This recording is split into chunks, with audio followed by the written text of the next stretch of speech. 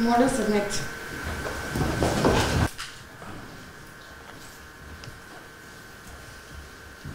Откривам съдебното заседание за разглеждане на наказателно дело от общ характер номер 1 по описа Видински окръжен съд за 2024 година. На именно повикване в 13:30 часа се явиха: за окръжна прокуратура Видин се яви прокурорът Емил Емилов. Подсъдимият Весислав Генов се явява лично, доведен от органите на ОЗО Видин от затвора Враца с адвокати Рая Милева и Антония Томова. Частният обвинител и граждански ищец Георги Димитров, редовно призован, не се явява, представлява се от адвокат Изабела Цветанова. Частният обвинител и граждански ищец Димитрина Иванова, редовно призован, не се явява, представлява се от адвокат Изабела Цветанова. Свидетелят Ивайло Сашков на лице, свидетелят Симона Стоянова на лице, свидетелят Андрея Петрова на лице, вещото лице Иван Иванов на лице, вещото лице Валентина Милчова на лице, вещото лице Елеонора Асенова на лице. Уведомявам ви, че на основание член 274 от Наказателно-процесуалния кодекс имате право да поискате отводи срещу членовете на състава, прокурора, защитниците и съдебния секретар, вещите лица, както и че имате правото да възразите срещу разпита на някои свидетели. Какво представлява отвода? Това е някаква причина, поради която считате, че някой от изброените е предупреден или заинтересован пряко или косвено от изхода на делото и това ще навреди да се проведе един честен и безпристрастен процес. Имате право на основание 275 от Наказателно-процесуалния кодекс да правите нови искания по доказателствата. Запишете. На страните се изясниха правата по член 274 и член 275 от НПК. Господин прокурор, имате думата. Да се даде ли ход на делото? Нямам искане по член 274 и член 275 от Наказателно-процесуалния кодекс да се даде ход на делото. Считам, че няма пречка. Адвокат Изабела Цветанова, имате думата. Нямам искания по член 274 и член 275 от Наказателно-процесуалния кодекс да се даде ход на делото. Адвокат Рая Милева, имате думата. Да се даде ли ход на делото? Нямам искания по член 274 и член 273 от Наказателно-процесуалния кодекс да се даде ход на делото. Адвокат Антония Томова, имате думата. Да се даде ли ход на делото? Нямам искания по член 274 и член 275 от НПК да се даде ход на делото. Господин Генов, вие имате ли искания да се гледа ли делото? Нямам искания за отводи да се даде ход на делото.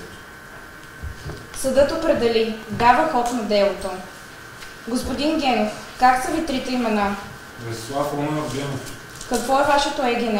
0304-01-12-14. Кога сте роден?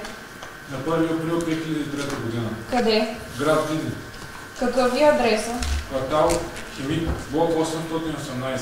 Българин ли сте? Българин. Женен ли сте? Не. Осъждан ли сте? Не. Симона Стоянова, Андрея Петрова, Ивайло Сашков. Моля да застанете отпред. Личните карти, моля.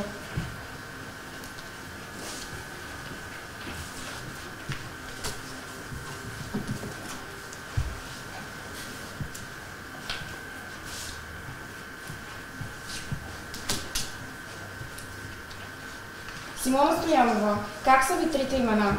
Симона Светослава Стоянова. На колко години сте? На 18 години. Осъждана ли сте? Не. В какви отношения се намирате с обвиняемия и с другите участници в производството? Без родство със страните, приятелка на Джесика и Весислав. Андрея Петрова, как са ви трите имена? Андрея Павлова Петрова. На колко години сте? На 18 години. Осъждана ли сте? Не. В какви отношения се намирате с обвиняемия и с другите участници в производството? Без родство със страните, приятелка на Джесика и Весислав. Ивайло Сашков, как са ви трите имена? Ивайло Иванов Сашков. Осъждан ли сте? Не. В какви отношения се намирате с обвиняемия и с другите участници в производството? Със страните, приятел на Джесика и Весислав. Съгласно член 290 от Наказателния кодекс, носите наказателна отговорност за лъжесвидетелстване, както е предвидено наказание до 5 години лишаване от свобода. Обещавате ли да говорите истината? Обещавам да говоря истината. Обещавам да говоря истината. Обещавам да говоря истината.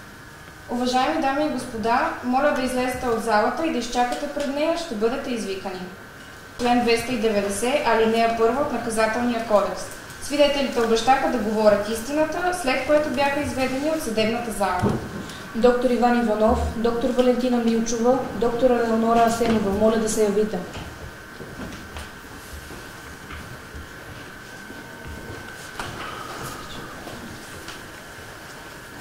Моля за личните карти.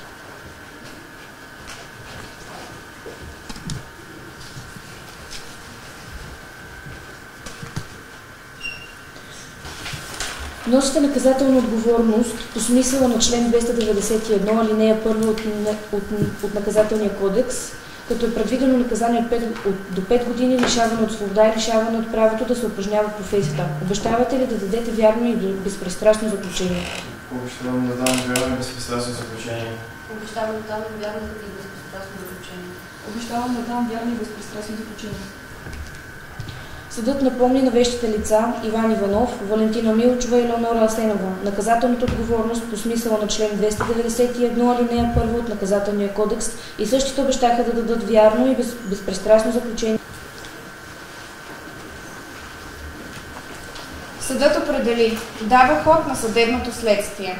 Съдът докладва делото, което е наказателно дело по общ характер с правно основание, член 116, алинея 1, точка 6, предложение 2 и предложение 3 във връзка с член 115 от Наказателния кодекс.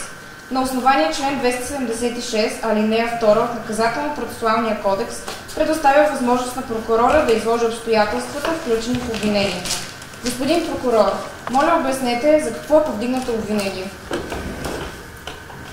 Окръжна прокуратура Видин обвинява Весислав Генов за това, че на 14.07.2023 г. в град Видин в частен имот, апартамент в квартал Химик, блок 818, чрез нанасяне на удари с ръце в областта на главата и гръдния кош, с което е причинена съчетано черепно-мозъчна, лицева, изразяваща се в кръвоизливи под твърдата и меката мозъчна обвивка, счупване на лицеви кости, охлузване по лицето, умишлено е умъртвил лицето Джесика Джонева Дол, ЕГН 05 12 01 13 26 5, живуща град Видин, улица 2, номер 20, като убийството е било извършено по особено мъчителен начин за убитата, с особена жестокост, престъпление по член 116, алинея 1, точка 6, приложение 2 и приложение 3 и точка 6а във връзка с член 115 от Наказателния кодекс.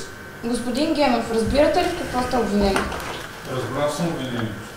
Желаете ли да дадете обяснения? Уведомявам ви, че можете да давате обяснения във всеки момент на съдебното следствие. Обвиняват ме с това, че съм си убил приятелката, за момента не искам да давам обяснение. Съдът пристъпи към разпит на явилите се свидетели. Симона Стоянова, заповядайте отпред.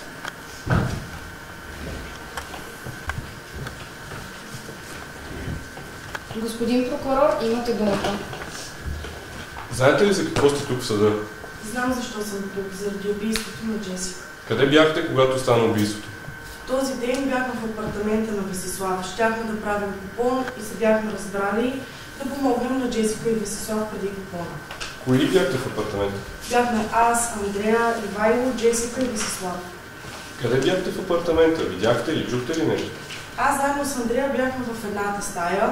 Ивайло не знам къде беше. Първоначално чух, че Джесика и Весислав говорят на висок тон и си помислих, че пак се карат. Казахте, че са разговаряли на висок тон. Кой първи чухте? Първоначално чух викове от двамата, после чух само Джесика да вика. После се чу някакво тръшване и после чух Весислав да вика за помощ. След като чухте виковете на Весислав, какво направихте? Веднага с Андрея отидохме в другата стая. Какво видяхте там? Весислав стоеше прав, целият пребледнял, на земята беше Джесика, като имаше кръв по пода и нож. Зад Весислав беше Ивайло на терасата. Нямам повече въпроси към този свидетел. Давам думата на адвокат Изабела Цветанова. И бяха отношенията ви между Джесика и Весислав? Нормални, като на двама влюбени. Какво значи нормални? Ами те се държаха за ръце, излизаха, забавляваха се, постоянно бяха заедно. Казахте във вашите показания, че пак се карат. Какво значи това и често ли се случваше? О, те бяха като котка и мишка. Караха се, издобрявахме се и ние така им бяхме свикнали. Нямам повече въпроси към този свидетел. Адвокат Рая Милева, адвокат Антония Томова, имате думата. Виждали ли сте Весислав да удари Джесика? Не, никога не съм виждала Весислав да удари Джесика. Виждали ли сте Весислав да проявява някаква агресия към Джесика? Дори Не. малко? Не, даже напротив, той после не даваше да падне от косата и беше много мил. Тогава как се скарали? Джесика може да изкара извън небе всеки човек, включително и мен. Когато му крещеше, Весислав ѝ отговаряше с крясъци. Знаете ли Весислав или Джесика да употребяват някакви наркотици? Да, знаем. Пред мен са пушили трава, споделяли са ми за някакви хапове, но повече не знам. Когато заварихте Весислав в стаята, имахте ли добра видимост? Ами, виждах, но слънцето печеше зад него, срещу мен съответно не всичко се виждаше. После какво стана след като влязохте в стаята? Ивайло влезе в стаята, хвана Весислав през ръцете и го заведе на терасата. Ние се оплашихме и се обадихме след 12. Нямам повече въпроси към този свидетел. Нямам повече въпроси към този свидетел. Господин Генов, имате ли какво да добавите? Нямам въпроси към този свидетел. Следващия свидетел Андрея Петрова. Знаете ли за какво сте тук съда? Да, знам. Тук съм заради смъртта на Джесика. Къде бяхте, когато стана убийството? В този ден бяхме в апартамента на Весислав. Щяхме да правим купон и се бяхме разбрали да помогнем на Джесика и Весислав преди купона. Кои бяхте в апартамента? Бяхме аз, Симона, Ивайло, Джесика и Весислав. Къде бяхте в апартамента? Видяхте ли, чухте ли нещо? Аз и Симона бяхме в едната стая. Ивайло беше на терасата. Първоначално чух, че Джесика вика, след това е Весислав, после само Джесика. Какво точно чухте? Беше много странно. Първо чух, че Джесика вика за някакъв дракон. После Весислав и каза да се успокои. После тя продължи да вика, че ще убие дракона. После се чу нещо като падане, тръшване, не мога да кажа точно. И после Весислав извика помощ.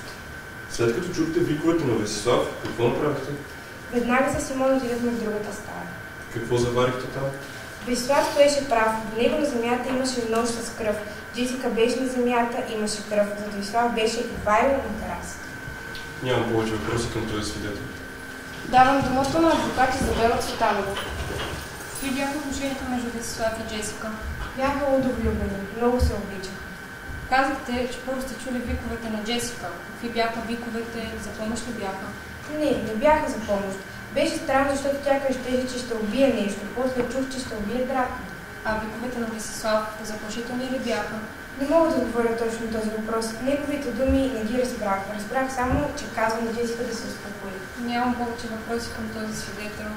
Адвокат Рая Милева, адвокат Антония Томова, можете да разпитате свидетеля Андрея Петрова. Знаете ли Весислав или Джесика да употребяват някакви наркотици? Да, зная. Пред мен са пушили трева, споделя си ми за някакви хапове, но повече не знам. Като отидохте да им помагате, забелязахте ли нещо странно в някой от двамата? Да, очите им бяха кървясали и миришка на марихуана. Как се държаха двамата? Изглежда ми, че бяха напушени, защото се смееха на всичко. Като влязохте в стаята след виковете на Весислав, какво видяхте? Не виждах много, тъй като слънцето печеше и беше срещу нас с Симона. Видях само тялото на Джесика, кръв по земята и един нож. После като влязохте в стаята, какво стана? Ивайло влезе от терасата в стаята, хвана Весислав през ръцете и го заведе на терасата. Ние се оплашихме и се обадихме на 112. Нямам повече въпроси. Нямам въпроси към този свидетел. Следващия свидетел Ивайло Сашков. Знаете ли за какво сте тук съда? Знам защо сме тук, заради смъртта на Джесика. Къде бяхте, когато стана убийството? Този ден бяхме в апартамента на Весислав, щяхме да направим купон и се бяхме разбрали да помогнем на Джесика и Весислав преди купона. Кои бяхте в апартамента? Бяхме аз, Симона, Андрея, Джесика и Весислав. Къде бяхте в апартамента? Видяхте ли, чухте ли нещо?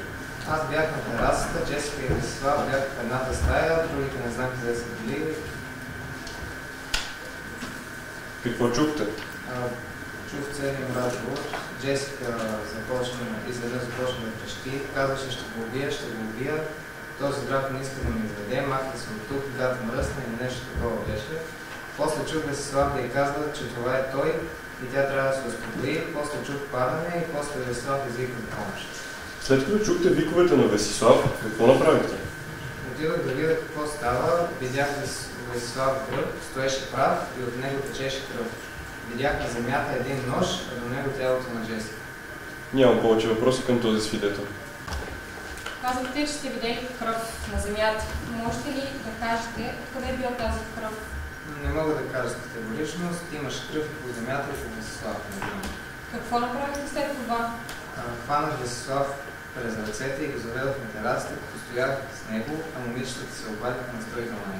Няма повече въпроси към този свидетел. Адвокат Рая Милева, адвокат Антония Томова, можете да разпитате свидетеля Ивайло Сашков.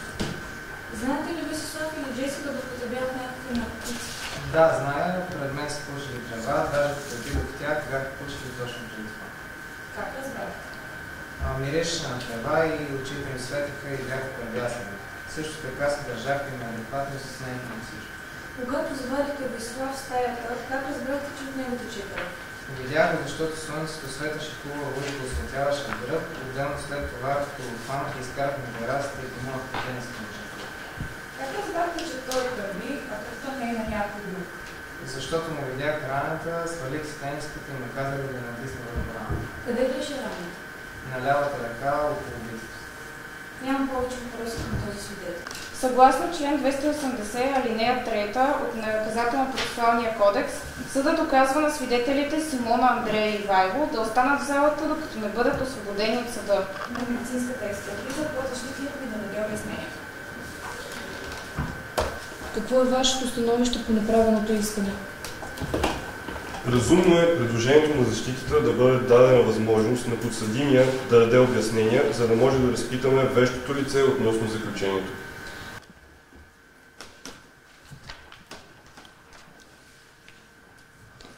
Спомням си деня много добре. Беше горещ ден през лятото. Сутринта станахме и се разхождахме в градската градина с Джесика. Беше много хубав ден. Разбрахме, че Джесика е приета в университета. Специалността, която искаше. Ще да става доктор. Беше положила доста усилия. Дори баба си не можа да празнува като хората, защото трябваше да чете. Като разбрахме на новината, бяхме много развълнувани. Решихме, че трябва да празнуваме повода и решихме да направим купон. Бяхме поканени много хора, но за да се подготвим добре, извикахме нашите приятели Ивайло, Симона и Андрея да ни помагат. Ние с Джесика от време на време употребявахме трева. На мен ми помага да се концентрирам, да се подготвям за изпитите си в техническия университет, а Джесика твърдеше, че я отпуска вечер след твърде многото учене. Човекът, от който купих трева, приятел чужденеца, ми беше казал, че сега имам някакъв нов страшен трева, който го бил кръстил летящия командец. Бях се закупил няколко грама и щяхме да ги спушим до вечера на купона. След като бяхме извикали нашите приятели, свидетелите в залата преди да дойдат с Джесика запалиха няколко цигари. За разлика от други пъти, този път ефекта на тревата не настъпи моментално. Може би след 15 минути, тогава вече бяха дошли Ивайло, Симона и Андрея. Мен ми беше цъкнало и докато ги посрещнах, се смях супер много, а Джесика стоеше сериозно. Почнахме да оправяме в нас за купона. Аз и Джесика бяхме в едната стая, с другите не знам къде бяха. Изведнъж Джесика ми сподели, че е лошо и е студен. Беше необичайно, тъй като навън температурата беше около 30 градуса. Казаха да се успокои, оставиха да седне на кафяната масичка, която се намираше в средата на апартамента. Докато стоеше там и се потеше, Джесика ми повтаряше лошо ми е, гади се, аз само я успокоявах. И изведнъж очите й се изциклиха. Все едно потъваха навътре в тялото. Тя скокна и почна да вика. Махай се, Шибан Драко. Гледаше ме, но точно не знам как да ви го опиша. Гледаше ме, но не виждаше ме. Сякаш аз бях Драко. Тогава разбрах, че всъщност Драко на сама с Джесика халюцинираше. И продължава. И тя взе един нож и почна да го размаха и продължаваше да го размаха. Аз повтарях да се успокои. Но тя продължаваше да маха ножа. Тя ме засече с ножа и ме поряза тук по лявата ръка. После видях, че драконът, т.е. не знам, може би си представя, не знам, отива към нея, съответно тя носеше ножа и го запътваше към себе си. Аз много се бях оплашил и не знаех как да реагирам. Чудех се как да взема ножа без да наредня нея, въпреки че вече бях ранен. Реших, че най-добре ще да ударя, да се усети, да се осъзнае малко, не знам точно какво да направя. Ударих я точно веднъж главата, тук в областта на окото, с дясната ръка, т.е. на ляво. Тя залитна и падна наляво. Секцията и се удари главата. Чу се някакво чупене. След това тя се прополи на земята и не мърдаше повече. Аз се изплаших и почнах да викам помощ и не знаех какво да правя. Изведнъж някой ме прегърна отзад и ме изведе на терасата. След това нищо не си спомням. Това е всичко, което мога да кажа. Да се прочете и заключението, дадено от вещото лице Иван Иванов до съдебното производство, намиращо се на лист 146-149 от досъдебното производство. Обективно в извършената съдебно-медицинска експертиза. Поддържате ли експертизата? Изготвил съм съдебно-медицинска експертиза по настоящото производство, която поддържам изцяло, както е представено по делото. Изменение и допълнение няма да правя. Установил съм кръвонасявания по лицето и от двете страни. И има счупвания на лявата лицева кост, както опусвания по устните и кръвоизливи по твърдите и подмеките тъкани, т.е. вътречерепни кръвоизливи. Има кръвонасяване в дясната част на лицето, пострадалия имаше кръвонасявания в тилната област на главата, описвам всичко, което съм констатирал при аутопсията. Част от описаните наранявания може да са вследствие на падане време върху тъп предмет, друга част съответстват на обясненията на подсъдимият и е възможно да се причини от човешки удар. Смъртта е настъпила веднага вследствие на падане и ударение върху неравна повърхност. По тялото на пострадалата липсват прорезни рани, както и нараняване с нож. Няма повече въпроси. Да се приема заключението. Няма повече въпроси. Да се приема заключението. Изготвено от вещото лице доктор Иван Иванов, намираща се на страница 146-149 от досъдебното производство. Правния кодекс да се прочете заключението, дадено от вещото лице Валентина Милчова до досъдебното производство, намираща се на страница 156-176 от досъдебното производство, обективирано в извършената съдебно-психиатрична експертиза. Поддържате ли вашата експертиза? Представя се писано заключение, което поддържам. В днешното съдебно заседание не чух нови факти и обстоятелства, които да налагат да допълня или променя експертизата си. Категорично твърдя, че към момента на деянието лицето е могло да разбира свойството и значението на извършеното и да ръководи постъпките си. Нямам повече въпроси, да се приема заключението. Аз имам един въпрос. Възможно ли е пушене на такава тръга, каквато отказа моя клиент, да се предизвика галюцинация? И вече трудно различавам истинската шизофрения от предизвикането от дрогата, която и много при наркотичното вещество се неутрализира и изхвърля, параноята и всички други особености на шизофрението остават. Вещото лице доктор Елеонора Асенова, заповядате на банката.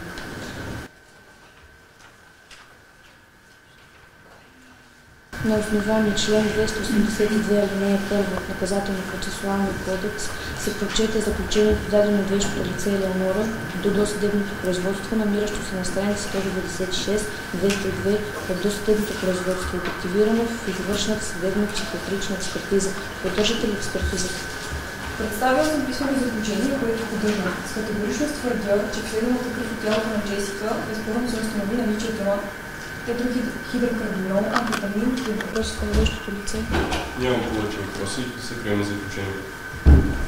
Нямам повече въпроси, да се приема заключението. Приема изготвената съдебно-химическа експертиза, изготвена от вещото лице доктор Елеонора Асенова, намираща се член 283 от Наказателно-процесуалния кодекс. Съдът определи да се прочетат протоколите и другите документи, приложени към делото, имащи значение за изясняване на обективната истина по делото.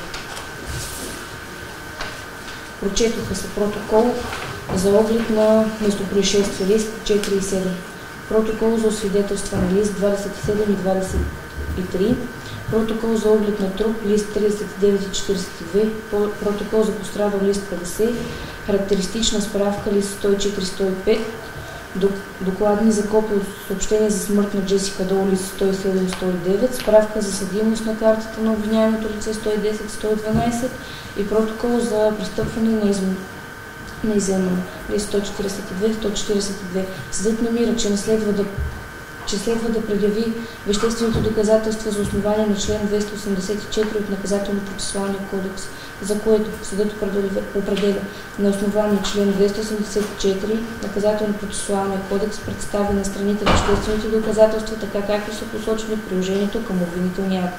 Имате ли искания за посочване на други доказателства?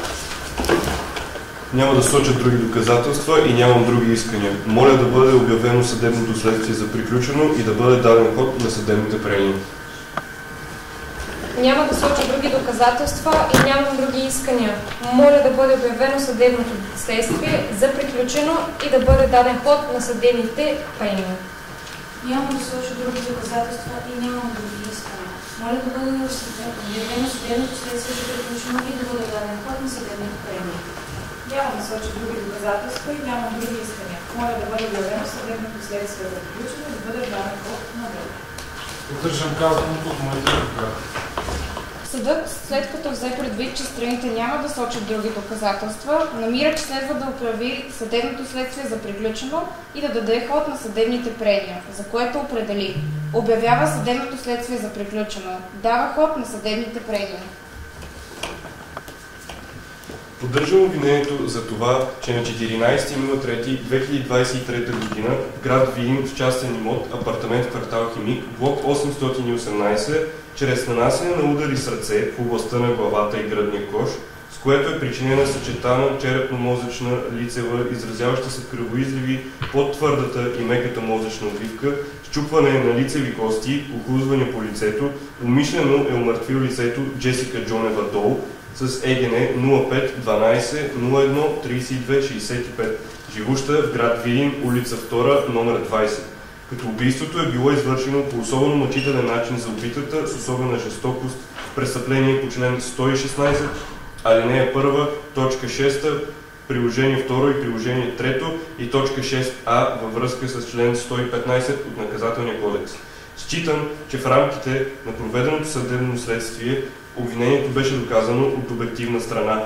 От показанията на свидетелите безспорно се доказа, че на 14.03 подсъдимият се е намирал в една стая с пострадалата Джесика, както и че между двамата е възникнал скандал, който прераснал в побой, и че подсъдимият е нанесъл удари, които са довели до смъртта на пострадалата Джесика. Безспорно се доказа от съдебно-химична експертиза, че обвиняемият Генов и пострадалата са употребили наркотични вещества непосредствено преди инцидентът. Безспорно и от изготвената по делото съдебно-медицинска експертиза се установява, че смъртта е настъпила веднага и е причинена вследствие на удар, нанесен от обвиняемия. Въпросът е дали подсъдимият е знаел какво прави и дали е могъл да разбира свойството и значението на извършеното и да ръководи своите постъпки. Считам, че отговорът на този въпрос е даден от вещото лице Валентина, която в своето заключение и дадените показания пред съда с категоричност затвърждава този факт, че подсъдимият Генов е съзнавал какво прави. Считам, че обвинението е доказано от правна и фактическа страна. Моля да признаете подсъдимия за виновен и да наложите едно справедливо наказание, с което да бъдат изпълнени целите на закона. Адвокат Изабела Цветанова, вие сте. Присъединявам се към направения доказателствен анализ от прокурора. За съжаление, с инкриминираното деяние се погубиха две млади души, на пострадалата и на подсъдимия. Искам само да допълня, че непосредствено преди извършеното подсъдимият е употребявал наркотични вещества и сам се е поставил в това положение и има обуглено поведение. Следва да подчертая, че както вещото лице обясни, че подсъдимият е разбирал какво прави и искал настъпателно на обществено опасен резултат, а именно чрез нанасене на удари да убие Джесика. Моля да го признаете за виновен и да наложите едно справедливо наказание. Моля също така да уважите и предявеният граждански иск за понесените неимуществени вреди от родителите на убитата Джесика в размер на 250 000 лева за всеки един. Адвокат Рая Милева, слушам ви. Уважаеми съдии, използвам обвинението и считам, че по безспорен и категоричен начин се доказа, че моят клиент е невинен. Прокуратурата и частният обвинител удобно направиха едностранчив анализ на доказателствата, без да вземат предвид цялата картина. И тримата свидетели казаха, че когато са заварили Весислав Генов и Джесика Дол, са видели нощ на земята. Свидетелят Ивайло Сашков заяви, че Весислав Генов е имал прорезна рана на ръката и е кървял, а от показанията на вещо лице доктор Иван Иванов се установи, че върху пострадалата няма нанесени прорезни рани и нараняване с нож. Както и моят клиент заяви в своите показания, той е нанесъл един единствен удар на Джесика, вследствие на което тя е паднала и се ударила главата в шкафа. Не е и без значение обстоятелството, че свидетелите са се намирали в апартамента и са били в непосредствена близост до тях и са чули всичко, а след виковете за помощ веднага са отишли в другата стая и са заварили Весислав в ступор. Как мислите? Дали човек, който иска да убие някого, както е повдигнато в обвинението, след самото убийство ще стои в ступор и ще вика за помощ? В тази връзка, моля да постановите справедлива присъда, като признаете подсъдимия за невинен. Адвокат Антония Томова, слушам ви. Присъединявам се към казаното от моята колега. Искам да допълня, че моят клиент е действал при условията на неизбежна отбрана. Видно от приетите по делото доказателства, които се подкрепят и от обясненията на подсъдимия, се установи, че Весислав и Джесика са пушили преди това трева. От показанията на вещото лице се установи, че тревата може да доведе до параноя и шизофренични пристъпи. Както и свидетелите казаха, че тя е викала за някакъв дракон, който искал да убие и е размахвала нож. Всъщност, дракона е бил подсъдимият Генов. Той се опитва да я успокои и да я накара да свали ножа, но тя продължава да го размахва. За да я предпази нея, а и себе си в това положение е решил, че ако я удари веднъж, ще успее да вземе ножа от нея. За зла беда е станал и фаталният инцидент. Предвид всичко изложено и от доказателството по делото, считам, че се доказва по безспорен и категоричен начин, че подсъдимия Генов е невинен и ви моля да постановите оправдателна присъда. Господин Генов, искате ли да добавите нещо в лична защита? Да, искам.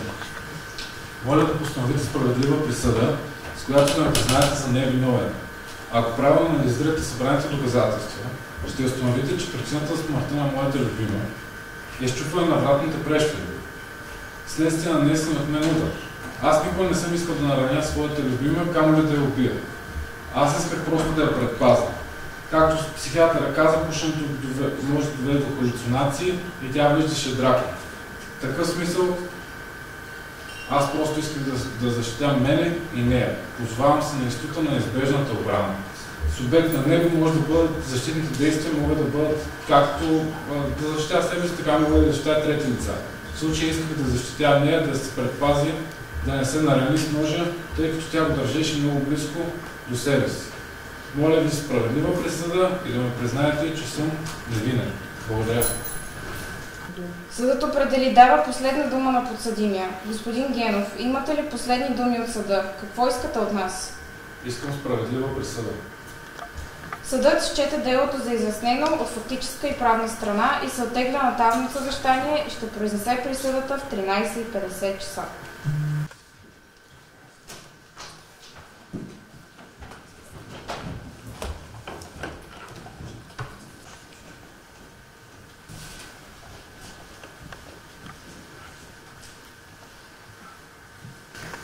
В името на народа, окръжен съд Видин присъди. Признава подсъдимия Весислав Руменов Генов, ЕГН 0304011234, роден на 1 април 2003 г.